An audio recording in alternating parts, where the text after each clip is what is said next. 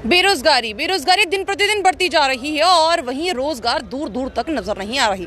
हाँ, जो रोजगार देने वाले थे वो भी कहीं ना कहीं उनसे हाथ से वापस छीन लिया कि भैया अभी नहीं, डोमिसाइल लॉ आया है, उस डोमिसाइल लॉ के बाद ही आपको रोजगार मिल भी सकता है। अब डोमिसाइल लॉ को आए हुए भी काफ़ी देर होगी और उसके बाद भी कई बार वादे किए गए, कभी 25,000 के, कभी 50,000 के, कभी 5 लाख के, पर वो भी वादे कहीं ना कहीं दूर दूर तक नजर नहीं आ रहे हैं। आखिरकार ऐसी क्या वजह है कि कोई भी रोजगार पर बात करना चाहता नहीं है? कहीं ना कहीं कल एक एमपी, हमने खबर भी आपको बताई थी, एक एमपी ने ज़रूर आवाज़ उठाई और आज उन्हीं के जो यूथ विंग है वो आज सड़कों पर आ गया है और ये बात कहता हुआ कि भैया अब तो बेरोजगारी को ख़त्म किया जाए। सर, पहले तो आप पूरी टीम का बहुत बहुत स्वागत है। एज ए डिस्ट्रिक्ट प्रेसिडेंट किस तरीके से देखते हैं, युवाओं के डिस्ट्रिक्ट प्रेसिडेंट हैं, किस तरीके से देखते हैं कि युवा आज कहाँ पर है, कहाँ पर ले जा रहे हैं इस समय इस गवर्नमेंट को?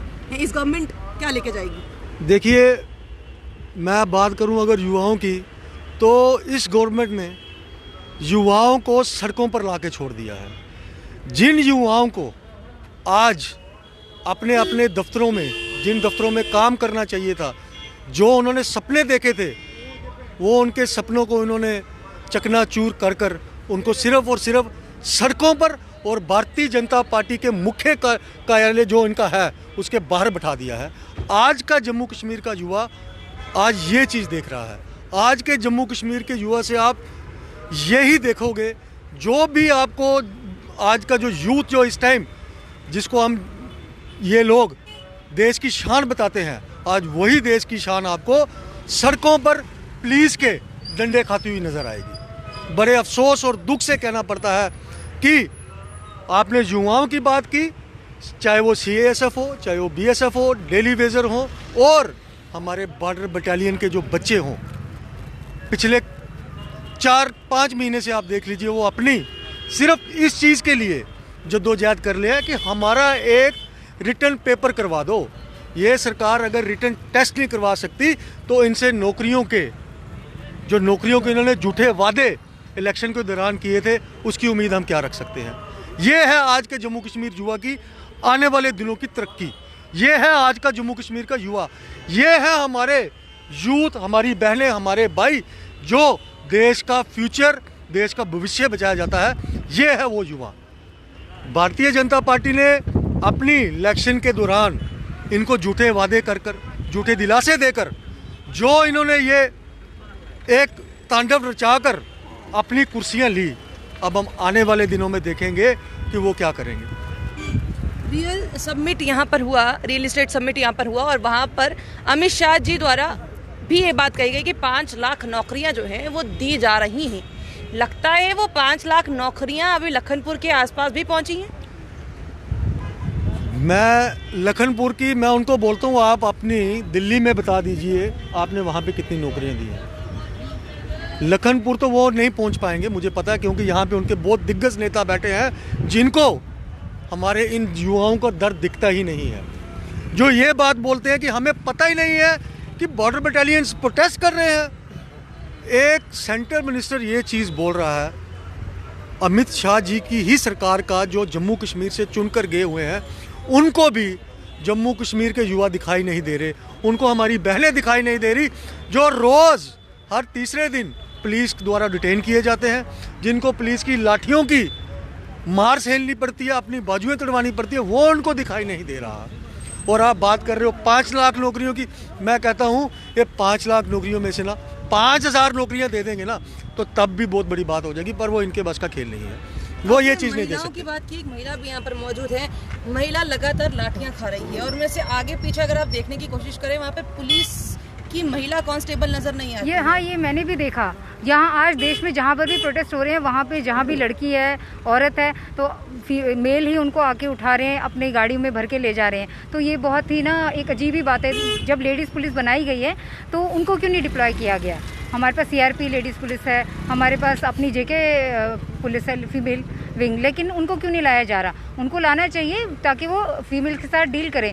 ये इस चीज़ की तो मैं कड़ी शब्दों में निंदा करती हूँ, शेम, क्योंकि ये होना नहीं चाहिए। यहाँ पे आप कहते हो बेटी बचाओ बेटी पढ़ाओ, फिर आप दूसरे आदमियों के थ्रू, मेल के थ्रू वो उनको टच करते हैं। टच करने में मिस हैंडलिंग भी हो सकती है, कुछ भी हो सकता है, तो उस टाइम पे पता नहीं होता। लेकिन क्या हमारी बेटी यहाँ इसलिए हैं कि वो उनको कोई भी आए तो कोई भी पकड़े, कोई भी छुए और फिर हम उनको मतलब कुछ बोले भी ना, तो ये गलत है ना। महिलाओं के लिए हर जगह पर रिजर्वेशन की बात होती है। क्या इस समय आपको लग रहा है SC ST OBC की अलग अलग तो जगह पर नजर आती है, पर अलग से एक सेक्शन वुमेन का सेक्शन नजर नहीं आता है जहां पर वो उनकी रिजर्वेशन भी हो कि इस पोस्ट के लिए वुमेन भी रिजर्व्ड है? नहीं, वो यहाँ पे अभी नहीं है, जबकि बोला गया है जैसे हमारे JN के स्टेट में पहले था 50% रिजर्वेशन का मेडिकल कॉलेजेस में है। ठीक है, चलो वो तो हो चुका है, शेख साहब के ज़माने से ही चला आ रहा है, अब फारूक साहब के ज़माने से आ रहा है 50% रिजर्वेशन। लेकिन उसके बाद मुझे यहाँ पे ऐसा कुछ नज़र नहीं आ रहा। महिलाएं पॉलिटिक्स में भी पीछे हैं, हर जगह पीछे हैं। अब जो मैंने ओवरऑल ऑब्जर्व किया कि यहाँ पे जब तक आप गवर्नमेंट की चापलूसी नहीं करो या किसी गवर्नमेंट के अफसर के साथ आप दोस्त ना बन जाओ, उनके जूते ना चाटो, तब तक आपको नौकरी नहीं मिलती।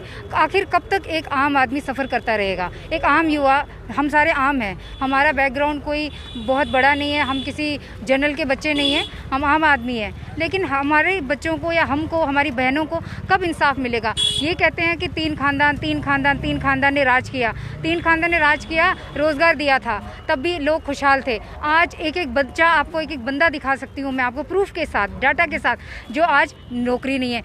हमें इतने डिस्ट्रेस कॉल आते हैं कि हमें कहीं एडजस्ट कर दो। हम कहाँ से दें? हमारे पास सरकार ही नहीं है। जब सरकार होती तो हम कुछ करते। प्राइवेट जॉब भी नहीं है, कोई ड्राइवर है, किसी को आता है गाड़ी चलाने, लाइसेंस भी है, बट वो गरीबी के कारण गाड़ी नहीं ले सकता। तो उसके अभी टूरिज़्म बैठा हुआ है, टूरिज़्म सेक्टर भी बैठा हुआ है, सब कुछ बैठा है। जब से धारा टूटी, टूरिज़्म की कमर तोड़ दी। अब ये कहते हैं इतने लोग आ गए। शिकारे वालों से जाके पूछो कितना आपका टर्नओवर है, पहले कितना टर्नओवर था। कहीं ना कहीं उनके पास कोई रसीदें होंगी, डाटा होगा। गाड़ी वाले से पूछो, हमारी खुद की गाड़ियाँ चलती है, बैठी है, हमारी खुद की चलती है, बैठी है, ज़्यादा काम नहीं है। तो यहाँ पे आप कह रहे महिला, यहाँ आदमी को नहीं मिल रहा, महिला को खाक देंगे। पहले ये तो मेन डोमिनेटेड वर्ल्ड है, जो आदमी, लड़के आज यहाँ पे सड़कों पे हैं, लड़कियों को क्या करेंगे? लड़कियों को तो पहले से ही प्रथा चली आई है कि वो घर में बैठो। तो अब सरकारें कहती है 33%, कोई बोलता है 50%, कोई कुछ, पर मुझे कहीं दिख नहीं रहा कहाँ रिप्रेजेंटेशन है। हमारी एक महिला भी क्या MP है या नहीं है? मतलब जहाँ तक जब से मैंने देखा है तो हमारी कोई भी महिला, चाहे वो कांग्रेस से हो या BJP से हो या NC हो, किसी भी पार्टी से, वो पार्लियामेंट में नहीं है। हमारे रिप्रेजेंटेशन है ही नहीं, तो क्या करेंगे? रिप्रेजेंटेशन नहीं है तो क्या करेंगे? अभी कुछ दिन पहले एक साइन हुए हैं एक ऑर्डर पे, जिससे कहीं ना कहीं परेशानियां हुई। जब हमने उनसे बात की तो ये कहा गया कि पहले हमें CM बनाओ, हम आपको नौकरियां वापस देंगे। अब क्या अलग अलग पॉलिटिकल पार्टीज ये कहेंगी कि पहले हमारा CM बना दो तो हम आपको नौकरियां दे देंगे? ऐसा कहीं होगा? देखिए, ये चीज़ तो आप उन्हीं से पूछिए जिनको कुर्सी की लालच है। उनको सिर्फ CM बनने तक ही सीमित रहना है। पहले भी उन्होंने यही चीज़ करके बोला था कि 70 साल इस पार्टी ने राज किया, उन्होंने कुछ नहीं दिया। अरे भाई, 7 साल हो गए, आप भी राज कर रहे हो, आपने क्या दिया? युवाओं को सड़कों पर लाकर खड़ा कर दिया, युवाओं को अपने दफ्तरों के नीचे बैठाकर खड़ा कर दिया। वो तो ये शुक्र मनाए कोविड का, जिसकी वजह से, उस बहाने से इन्होंने CSF BSF के बच्चों को उठाया। ये शुक्र मनाए उनका।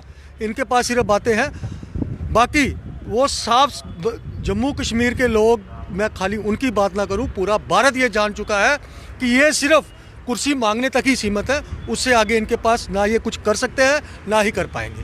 क्या असल में ऐसा है? क्या सिर्फ कुर्सी तक ही एक सरकार बनकर रहती है, आम जनता के लिए सरकार नहीं होती है, आम जनता के लिए कोई बात नहीं होती है? क्या यही इस समय का हमारे लिए एक प्रचार होगा कि भैया हमें अगर आप CM बनाते हैं तो हाँ, हम आपकी हर बात मानने को तैयार, पर अगर आप हमें CM नहीं बनाते हैं या CM की पद तक नहीं लाने की कोशिश करते हैं तो आपकी कोई भी बात को ना तो माना जाएगा ना तो समझा जाएगा। आपको क्या लगता है? अपनी राय कमेंट बॉक्स में ज़रूर रखिएगा और ये भी बताइएगा कि आखिरकार अनएम्प्लॉयमेंट का स्तर क्यों लग रहा है इतना ज़्यादा बढ़ रहा है। बने रहिए जम्मू परिवर्तन के साथ। मुझे और रोहित जी को दीजिए इजाज़त। नमस्कार।